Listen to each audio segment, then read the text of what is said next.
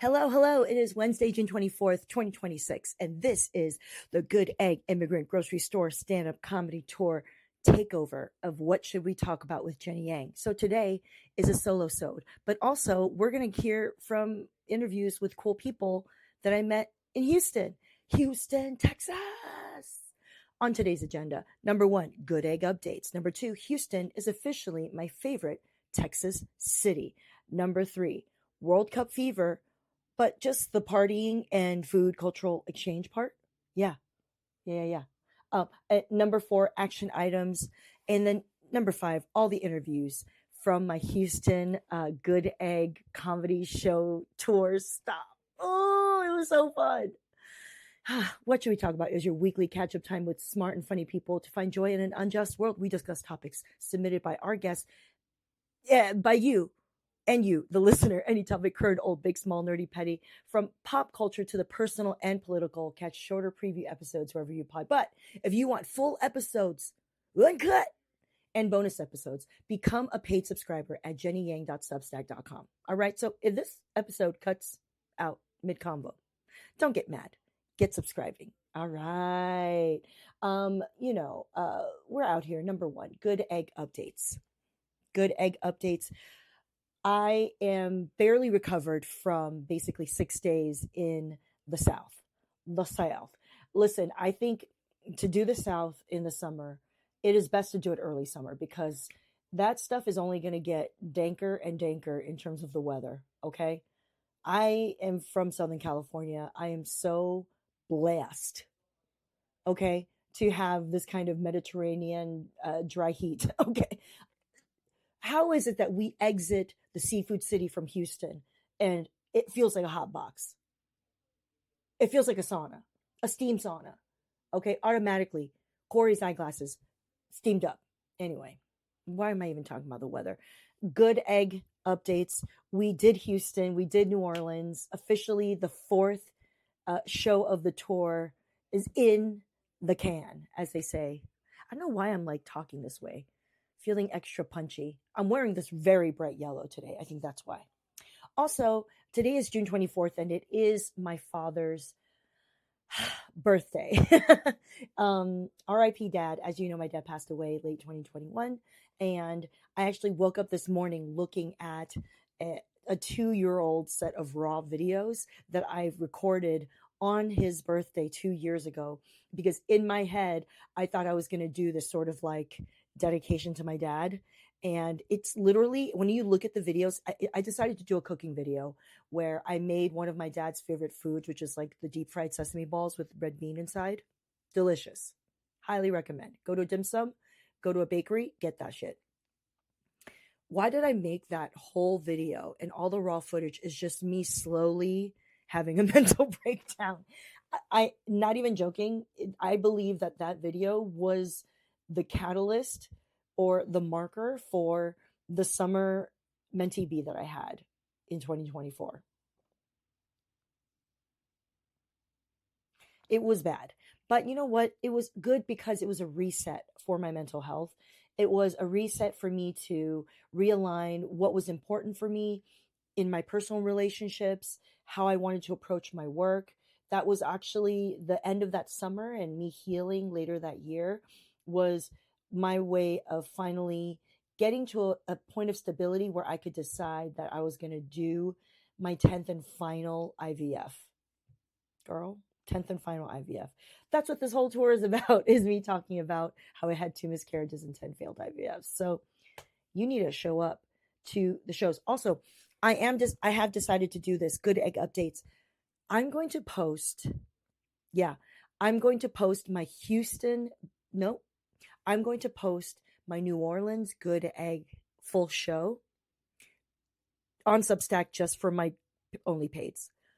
Okay, so if you want to see a true work in progress show, become a paid subscriber to my Substack here at jennyyang.substack.com.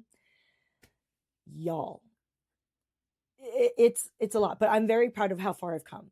And if you're an OnlyPaid, forgive me, it's not perfect, but you can feel the spirit and the beauty of my New Orleans show, and I'm going to post it just for you. Okay, so become a subscriber. I don't even care if you become a subscriber for 1 month and then like cancel it after the month.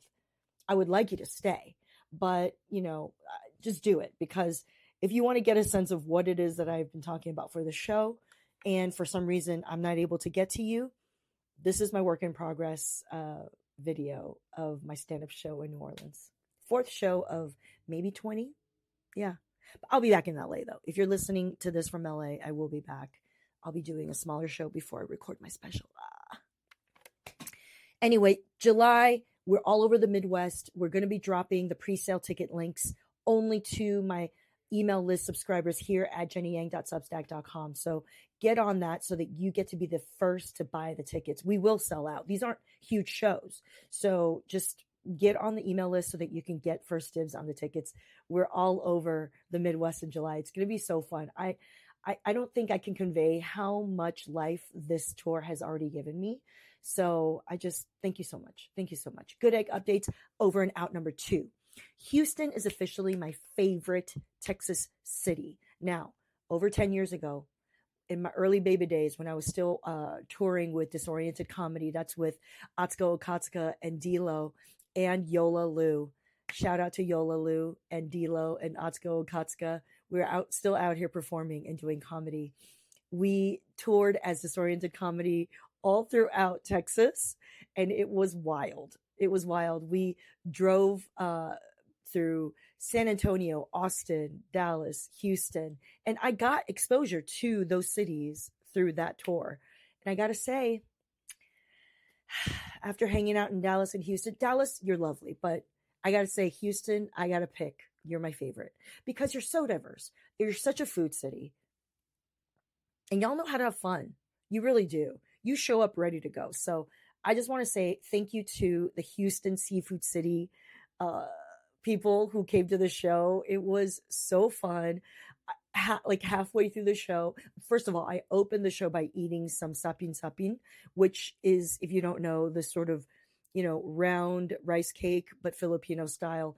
And for some reason, I decided for the theater of it, I shoved it in my face. All of this, just one whole one. And I don't know if you know what that does is when you shove a whole rice cake in your mouth that's that big, like the size of a small baby's fist, it makes you ineligible to talking. You see how that works?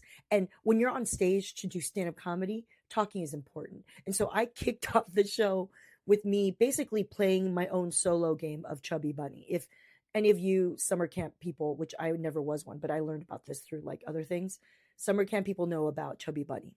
You stuff your mouth with as many big fat marshmallows as possible as you go around the circle. And every time you stuff one, you got to say, Chubby Bunny. And then you move on until you can't do it anymore or you spit it out. All right, enough.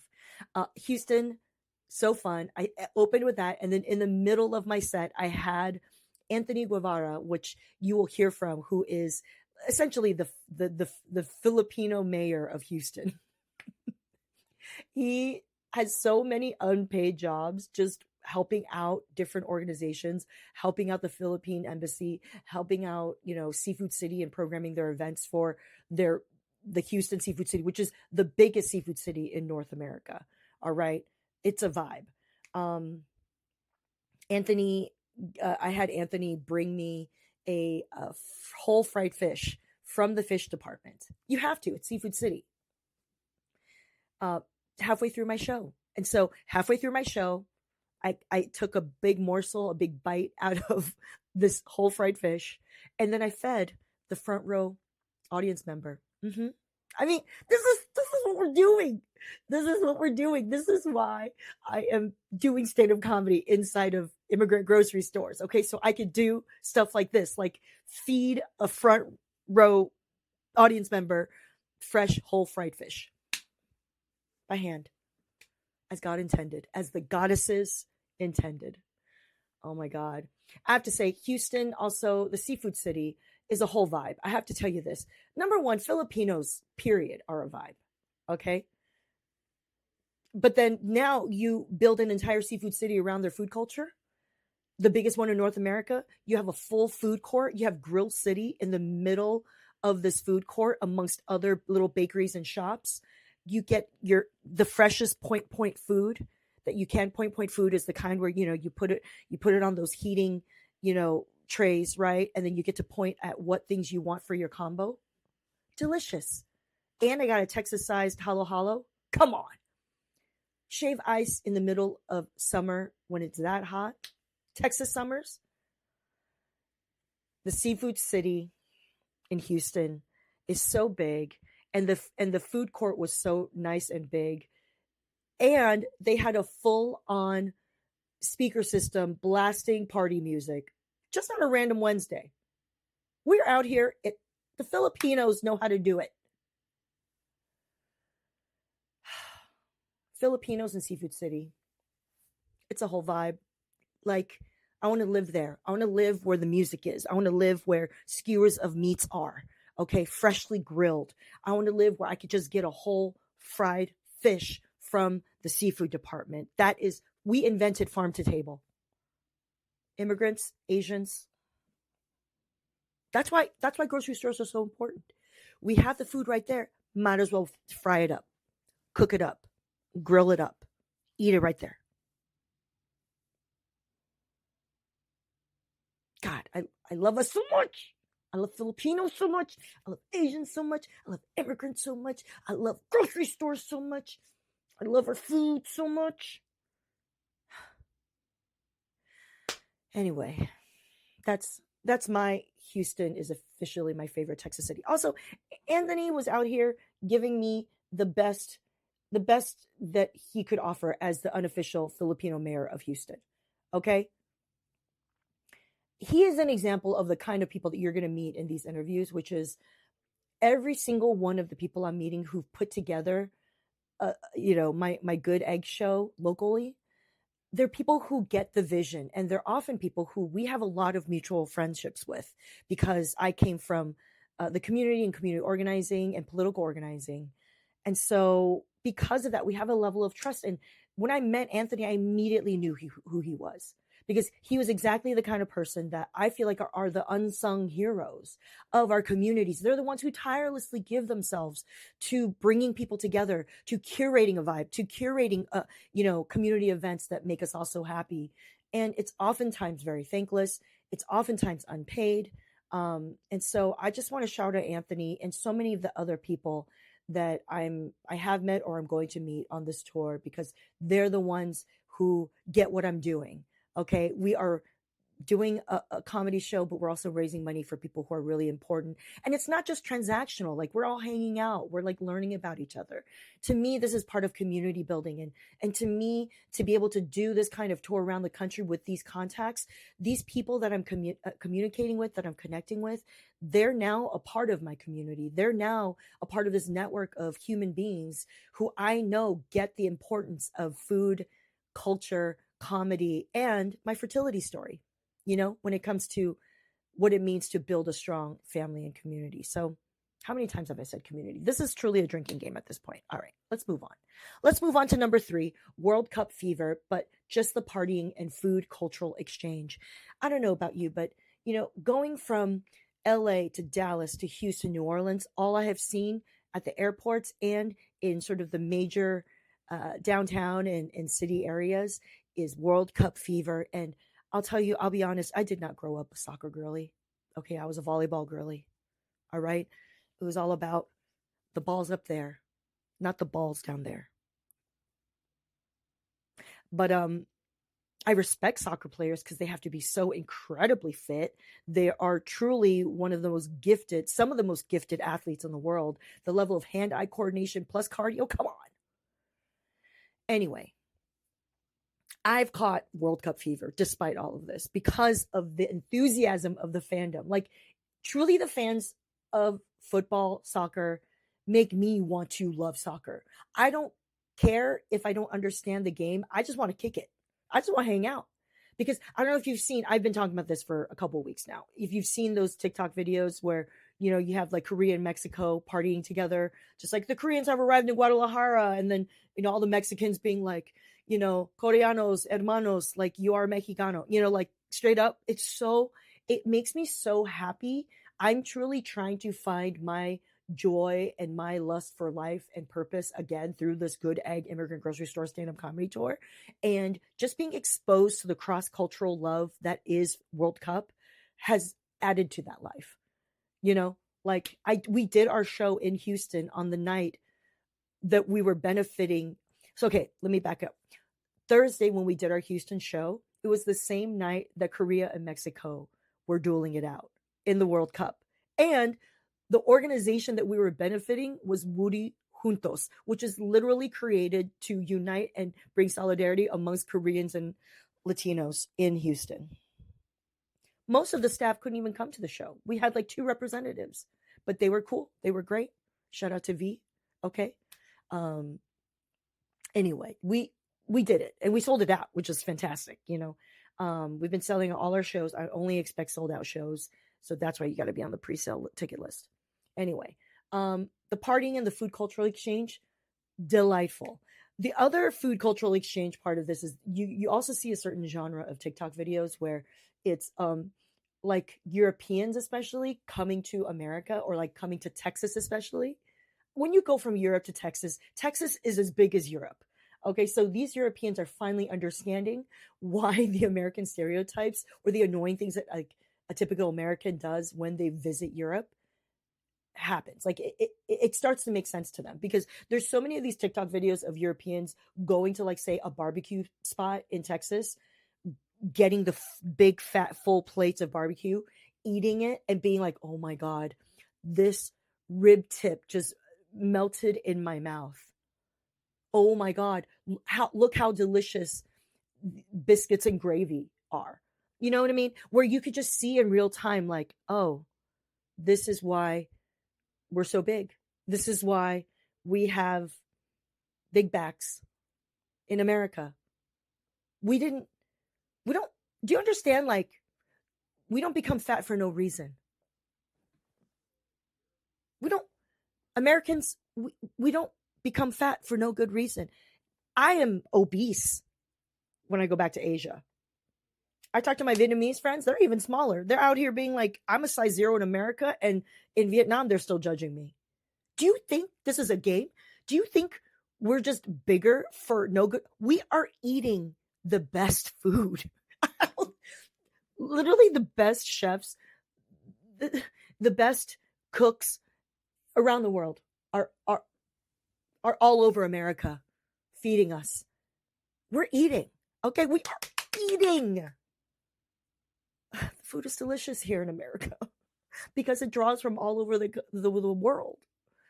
All right, that's all.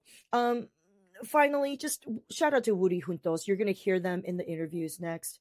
They're so awesome. And I love that they created this sort of solidarity organization that organizes grassroots Houstonians who are Korean and Latino, who have a lot of proximity, you know, where they grew up. And honestly, it reminds me a lot of LA's Koreatown, you know, where the Mexicans speak Korean, the Koreans speak Spanish. Like we're doing it, you know?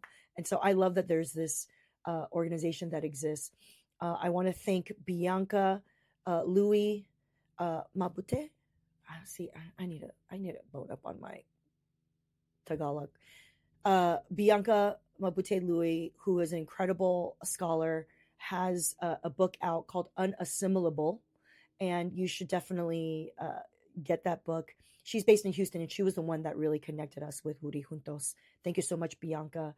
And then finally, Agnes and Sherman. I got a chance to finally see my old friend Lisa Lee, who's a co-owner of recently Michelin Guide recognized Agnes and Sherman, a beautiful sort of creative Asian Houstonian Texan restaurant slash brunch place slash dinner place in Houston in the Heights. I'm learning about the neighborhoods in Houston. Okay. Houston Heights. Agnes and Sherman is such a lovely dining experience. So delicious. You'll hear about some of the food that we had. My girl Lisa Lee's from Taiwan. So we got to reconnect. I got to hear about her experience in starting a Houston restaurant, basically celebrating her favorite immigrant flavors with her business partner and chef Nick. They're awesome. And so hopefully you'll get to love Houston the way I love it now and appreciate where, man, immigrants, we just figure out ways to survive and thrive. Okay. Um, consider donating to action items number 4. Consider donating to Woody Juntos, WOORIJUNTOS. I have links at jennyyang.tv for that. They are doing grassroots organizing. They're doing deportation defense. They're helping out with the local documented and undocumented immigrants in their communities to make sure that they are protected and that they are, pulling through a terrible and unjust deportation system. So go to look up WOORIJUNTOS, Woody Juntos, online, or go to jennyyang.tv for a link. Go to the ticket link area and you'll find the link to donate. Okay. That's your action item. Share this also with your friends because I am growing this Substack to be everything and anything you want to hear about if you're someone like me who cares about the world and who still wants to find joy. So jennyyang.substack.com. Let's go. Here we go. Here are the interviews from the Houston Good Egg Show. Woody Juntos, Anthony Guevara, my local producer with Seafood City, and Lisa Lee, co-owner of Houston's delicious restaurant, Agnes and Sherman. Let's go, Agnes and Sherman. How did you come up with the names anyways? My parents' names. Oh. Agnes and Sherman Wong. Nice. We thought it's like a fun, like subversive kind of thing of like, oh, diner, Agnes and Sherman, and it creates this image in your head of what you think it is going to be, and then you come here, and then none of it is what you probably thought it was going to be just from the name. Yeah. Yes. No. It's the same way it's like no one thinks like my parents' names would be like Agnes and Sherman. No, it's like a lovely homage to your folks, but then also 100% will trick the whiteys locally. Yeah. Yes. Yes. People are like, why does it sound like an old, like vintage antique shop? Yeah. Or are they like, is your name Agnes and Sherman? She gets I get Are called you Agnes, and then I'm like, no, I'm Sherman. When we first opened, there was a Reddit thread about us, and some guy was like, why is it called Agnes and Sherman anyway? Like, what's so Asian about it? And somebody responded and said, that's the chef's parents' names. And then the comment got deleted. Yeah, 100%. Like, I'm going to retract this. I mean, at least he deleted it. Yeah. But that's the whole thing. I think, like, having worked on Hyphen Magazine, like, I'm really, and I'm sure you feel this too, in like comedy. The smartest comedy is not the ones where you're just like in people's face about it. It's like smart, it's subtle, it gets people to think a little bit. Yeah, And I love it. so- I think it's brilliant. Listen, I'm the one that named an Asian American Comedy Festival, the Comedy Festival, a comedy festival. Part 3. Part 3. Yeah. The third. Yeah. So, Reckoning. yeah. Oh, I love it. Yeah. There's a picture of them right there. These are the Oh, yeah? folks right here. Where did this photo go? Aw. It's by a photographer named Michael J. He's The original pretty Agnes and Sherman. well-known Bay Area photographer. He's like 80-something years old now. No way. Yeah, he took this photo of his family in 1972. Look at how amazing this photo is. So amazing. I feel like it captures so much of the vibe. It's Yeah. so brilliant. It's so brilliant. I was like, I need to get in here. It's like, wait a minute, did you know that like old Chinesey families get down and are fun too? Yes, yeah. And That's they have the vibe. brilliant outfits. Yes. Oh my God, are you kidding? Yes. No, I want to hang out with anyone who's wearing those glasses. Right. This could be like Balenciaga today. Thank you. Legit. And this is like Rihanna Fenty Savage. Fall 2026. Yes. Cheers, cheers, cheers. Look at you. It looks like a diner style matcha latte. Yeah. Why don't we go around and introduce ourselves? Hi, my name is V, and I'm the organizing and policy director at Woody Juntos. Yay. Hey. Hi, my name is Susie Flores. I am a community member and legal advocate at a legal nonprofit here in Houston. Awesome. Hi, I'm Donna Murphy, and I am the advisory board chair of Woody Juntos. Yay! And I'm Jenny Yang, and this is What Should We Talk About with Jenny Yang. You don't have to give it to me. Okay. I have my own. Okay. I have my own. So we're here at Agnes and Sherman. It is a new restaurant, relatively new restaurant here in Houston that is owned by an old friend of mine, Lisa Lee, and she will join us later. And I was just like, I insisted on coming because I had to eat at her restaurant. And so thank you for making the trek out here. And I'm just really excited because it's like Southern American comfort food crossed with Asian stuff, and it looks so good. We have shrimp toast. We have this delicious wedge salad that has Taiwanese sausage on it. We have a scallion savory waffle with orange chicken on the side. Like, come on! And we will eat that very soon. But before we do, tell us briefly about like what does Woody Juntos mean, what it does, and why it was formed. Yes, so I can start there because I was there when it was formed. Yeah. Uri Juntos in Spanish and in English means, in Korean and in Spanish, I should say, means like us together. Yeah. Suggesting that we are all in this fight together. Right. And it was deliberately in those two languages because we wanted to organize these communities which have often been together geographically in Houston. Yes. Doing a lot of things together. But there wasn't an organization that was actually kind of multiracial, multi-ethnic. Yeah. And we wanted to more, in a more formalized way, work together to advance, Rather than just in coalition, to have an organization that That's really right. did it together. And That's what neighborhoods are you talking about when you talk about the proximity? Yeah, so we were in Spring Branch when we were born. I guess. Yeah.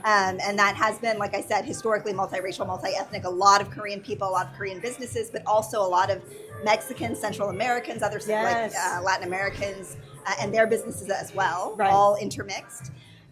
We would do like parades together and whatnot for decades.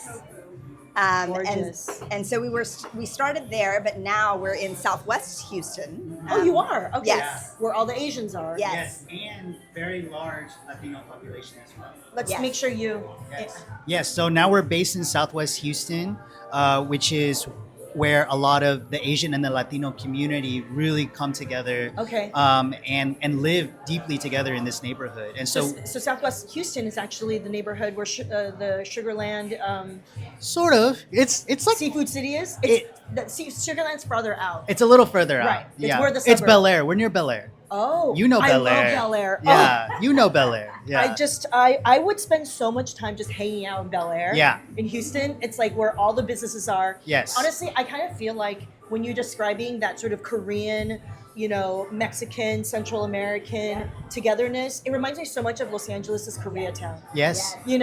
It's its own subculture where you have obviously a lot of Latinx folks who are working in the kitchens of these like small mom and pop Korean restaurants, and it's a very intimate environment. But I grew up in a very diverse suburb in Southeast Texas. I grew up around every race. And when I didn't know what I had until I left Houston. And I was the only Asian kid in all of my classes. The only like non-international student. I was the only Asian American. You gotta say that because There's a difference. There's a difference. people used to, so many colleges would like Yeah. aggregate their international student Yeah. statistics for like DEI statistics, and I Yeah. remember just wanting to tear my hair out and be like, it is not the same. Yeah. And so like living here now in the city and hanging out in the city, I meet more transplants than I do people from Houston. I feel like it is It's like growing. The population has grown. But you're smart as an organizer who's committed to the cause. Yeah. You recognize that there's work to be done. Yeah. Right? There's work to be done. and that's why I moved back. Aw. Because I was like, this is my hometown. Aw. And it's the South, and you cannot discredit the South. No. The South has more people of color than anywhere else in the United States. This is my moment to talk about the South. Yeah. When I was feeling so helpless after a summer mental health breakdown 2 years ago, being like, what am I doing with my life? Hollywood sucks. What's happening in the world? And I need to do something about it. Before I came up with this tour, my little bit of like being back in touch with reality was I called up my friend Jen Pei, who you might know, who's in the Atlanta area. She works for a foundation who funds a lot of social justice organizations. I saw her at the SOLOSODE conference, which is a funding conference, a conference of funders who fund like bailout funds and all of the more sort of grassroots movement kind of causes. I was like, I need to talk to them. Be like, what's up? And she goes, you need to come to the South. I was like, okay, maybe you're right. So she figured out a way for me to show up in Atlanta. Yeah. And meet some folks. I met some Working Families Party folks there. Yeah. And I would hear this from really great advocates of Southern politics, like I can't think of their names right now, but some of the people who ran for office or who didn't get in or whatever, Cori Bush, whatever, like a mix of people talking about how important the South is. And then when I went there and I talked to the organizers, it just really confirmed, like, where the South goes, the nation will go. Yep. Anything that happens in the South is where they first test everything. Any kind of jacked up policy that they want to enact on women's bodies, on trans people, on immigrants, it all starts in the South because this is where they feel most emboldened. But it's also where people who know how to organize and resist are able to test their strategies first around how to resist these policies. And so I'm just out here saying, like, if you care about the world, you have to care about what's happening in the South, and we have to take the lead of what's happening in the South. That's the Stacey Abrams of it all. Right? That's right. Sorry, that's exactly who I was thinking Yes. of. Stacey Abrams has been such an incredible advocate for what's happening in the South for the rest of the country, for the rest of the like white liberal progressives in the rest of the country. And I feel like the message is hitting, but I don't know if people are realizing that they need to like show up physically. Yes. Do you understand what I'm saying? Like to really know what's happening down here. Yes. This is my small attempt to just be like, oh, I'm a comedian. I'm gonna come tell jokes, you know? But, this is like my way of also seeing, like, if I'm here, I can talk to you. You can spread the message about who you are and what you're doing, you know? To really just create an organization. When was it created? 2021. 2021. Yeah. I feel like that is, in my opinion, that is the direction of the kind of organizing that needs to happen. Because I feel like for so long, community organizations who are outside of electoral politics have relied so much on sort of a traditional legacy organizations. And so I feel like something like a Woody Juntos is like exactly the type of organization that needs to form now. To just literally directly address any gaps, any intersections, right, that are more complex than just a singular race-based thing, especially if you're East Asian, especially if, like class identity is also very hard for, American politics to swallow. Like, as much as I love like my friends who are like socialist, communist, Marxist types, to promote a Marxist, socialist, communist organization in communities of color is very fraught. Yeah. Yeah.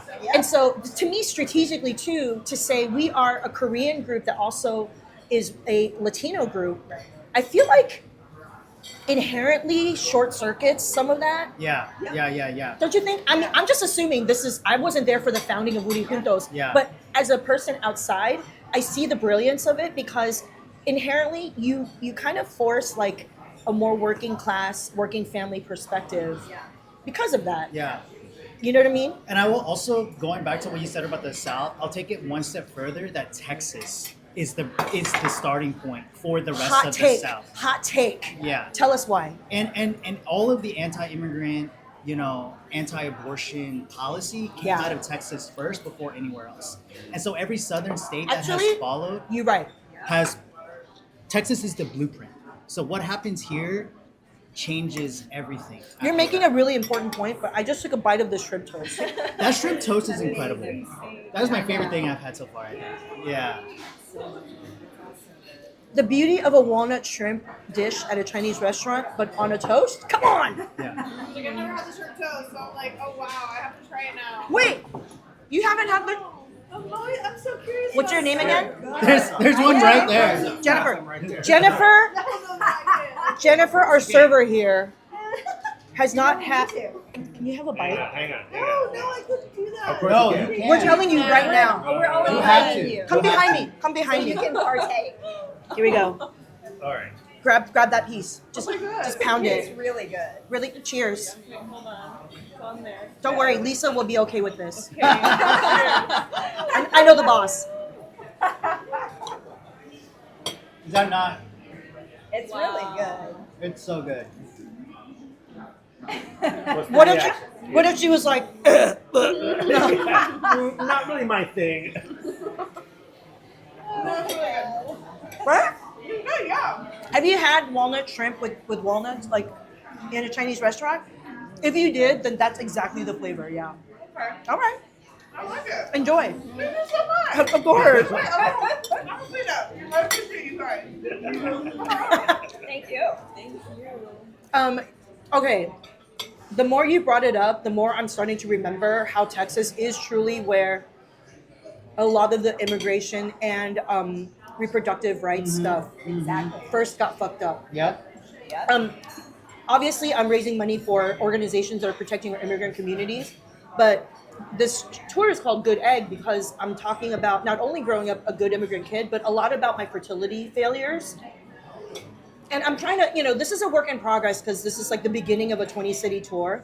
I'm still working out the set, but to me, there's a connection between the two. Oh, 100%. You know? Yes. The feelings I'm having around that, I think a lot of people are forced to feel, especially women and femmes who are like raised to be mothers and to mother. Yeah. Just period. Yeah. Not even without kids, just to mother. It makes me question what does it mean to have a meaningful life if I don't have my own children? You know? Luckily, I don't feel tremendous pressure from like my parents or a lot of other people around that. I know other immigrant women have to experience a lot of that pressure, but I believe it's a question that we need to ask ourselves in general, whether or not you're going through fertility. It's like, given where we are in the world right now, we need to rethink what it means to live the American dream. Yes. Do you know what I'm saying? Like, 100%. Yeah. like it's all dead. Yeah. Yeah. Like literally Gen Z doesn't want to have sex and doesn't want babies. Yeah. My They kids don't are care. Gen Z. No, they literally don't care. They're like, I don't need to reproduce. Yep. We don't need more humans. Yep. Tell me why you're nodding so much after you Hot chew. take, Susan.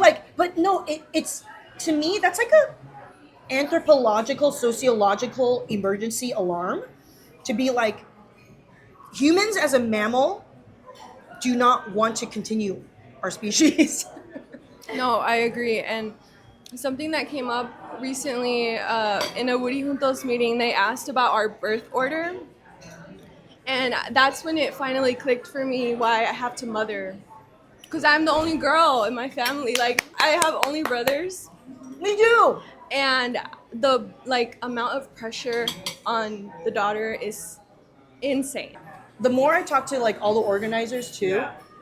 everyone's either the oldest or the eldest daughter. And it's like, that's also what I like want to ask is like, why are you like this? Why do I coordinate everything? Because I had to do it all. Childhood trauma. I take care of everyone. Yeah. Yeah. So not only am I the eldest, I was also the eldest daughter because I am a trans man. Yeah. And so like I live both worlds. Right. Right? Of having to navigate that, of being the eldest daughter in this immigrant Catholic household. Ooh. And What's your background? The racial, ethnic? Vietnamese. Yeah. Yeah. And so yeah, that was tough. But now there's no pressure. Now there's no pressure. They're like, you live your life. Okay, good. And I was like, and I'm not having kids right now. You pushed Yeah. them over that hump. Yes. Yes. They had to. They had to. Yeah. If they wanted a relationship with me, they had to. Yeah. Yeah. That's also why I ran away to Colorado. Fair. For 10 years. Yeah. Because they also then realized that you were gone and what it felt like for you to be gone. Yeah, exactly. So you came back, you're like, I'm trans, bitch. Yeah. And I'm in Texas. Yeah. Okay. Good. We're happy. Let's do this. We accept you. Yeah. Smart. Very smart. That's how you come out. Yes, exactly. Yeah. Yeah. Mm-hmm. We gotta leave the house. Yeah. Or else you're gonna get stuck and it's painful. Yeah, to separate. So did you also have a point in time where you had to really separate from your family? How did that look? Yeah, I had to separate. I would say it's been 2 years now. Yeah. But I think specifically because criminal issues in my family have just destroyed everything. Oh my God. In terms of the structure, but also addiction is a big issue in my family. Right. And I couldn't take care of an addict. That's a next. That's beyond me. So I had to, and I do what I can, and I reach out, but I also have to look out for my partner and everyone else. And yourself. Yeah. No. See, can I tell you? My show is for recovering tryhards, I call it. But we're still trying. I know. Oh, trust. Look at you. You're still a tryhard. It's a process. Okay, I saw you. Sit down, Court.